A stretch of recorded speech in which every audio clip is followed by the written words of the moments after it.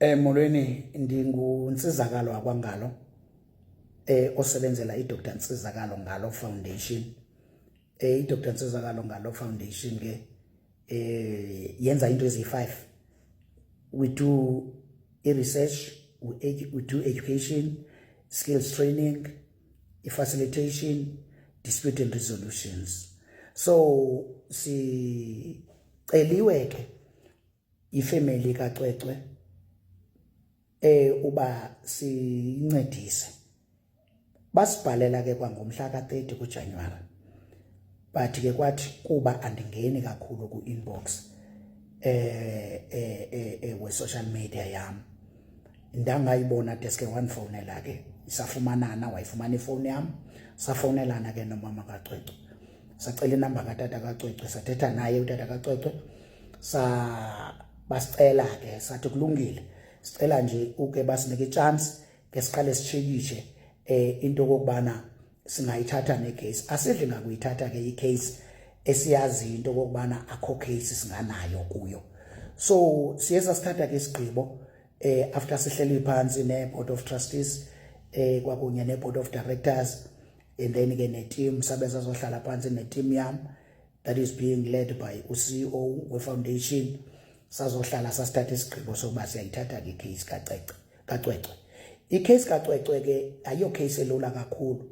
Sinezinto nje sizicelileyo nathi ke kwifamily ngoku after siyivumile sayithatha le appointment yabo uba sibancedise as a non-profit organization. Lento siyenzayo ke asiyenzeli imali thina. Asizucharge mama kaCwecwe imali kulento thina. Siyenza ngesisa, and then people that we would like maybe to assist and get resources, it's fine bangasincedisa nge-resources yeminikelo yabo kodwa thina asina charge as a non-profit organization esithi thina umama kaCwecwe sizomcharge ntoni. We are coming with a full team ke ene private investigation namagqwetha enazo ne social workers. We are a fully fledged institution.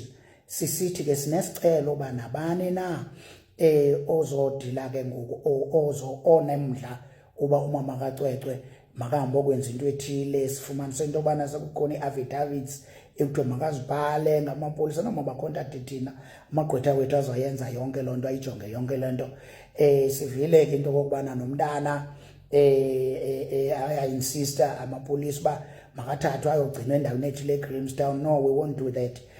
Security yalamntana ukuthi balekile sithe umama kaCwecwe angayivumi lonto. Umuntu ofuna ukuthetha makazothetha nathi. Case kamama kaCwecwe, which means it's going to be an organization versus a organization, which means ke njengoba nabo bemelwe iforum iAfro Forum, nawe umama kaCwecwe ke umelwe iDr Nsizakalo Ngalo Foundation. So sizawuke ke siyoyiqonda ke zininzi izinto ezingaqhelekanga ezenzekileyo. Simcelile kumama kaCwecwe makaphume kwi-social media, angathethi ngale case ngokwi-social media, anike thina ispace sonike i-report ngexesha eli-right.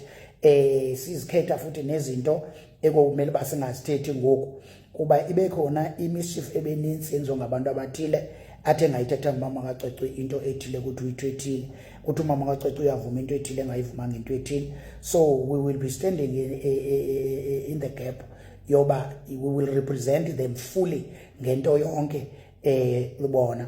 Sinesicelo ke sithi inamba yethu nizoyifumana kodwa kusozoyibelula uba nenze ngohlobo ngoku ningangena kwi-account yami zimbini ke i-account khona e-foundation ethe Dr Nsizakalo Ngalo Foundation.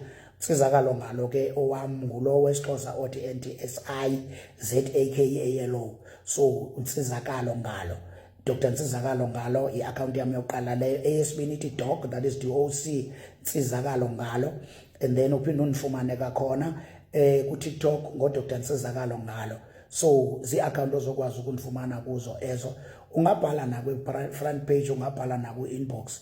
Iyanhlupha ke ka-inbox because umama kaCwecwe wayibhalele ngoJanuary ngomhla ka30, but ngoku ude wazofumana inamba njengoku kuba andingeni kakhulu kwi-inbox.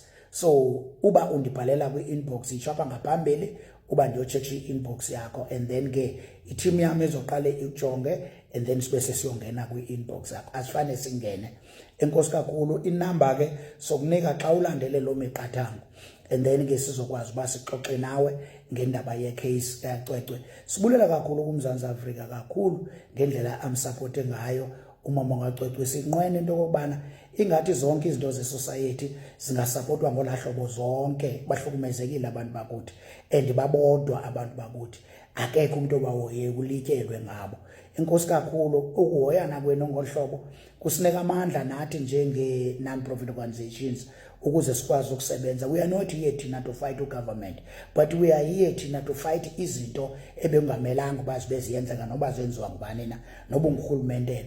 But when it comes to development, we assist abantu uba mazenzeke izinto. Kodwa kwicase enjengale kaCwecwe into ebuhlungu kakhulu leya nange-treatment abathe bayifumana. Kodwa sicinga uba ngoku sicela ke nibanike i-chance, no visitors ningabavisitele kanti bayeke bake babe nespace sabo bajongane nomntana bazoreporta, nathi sawureporta ekumele basiziripote ngexesha elithile kwifamily kaCwecwe. Ebonayo le ibingayisasaza iyisasaze, ebonayo ibingayigcinela yona ibe kuyo leyo. Kodwa umama kaCwecwe sisamkhuphile uba makathethe ngale case ngoku kwi-social media. Enkosi kakhulu. uThixo nisikelele nesazoncedisana nathi nangemithandazo kulo msebenzi. Ayilulanga ke le case, sezininzi izinto ezingahambanga ngendlela right kuyo le case, kodwa uThixo uzosinceda ngamandla wakhe anayo, ngoba nathi asihambi sodwa and lento asiyenze ngokwamandla wethu. uThixo nisikelele. Siyanithanda kakhulu. Enkosi.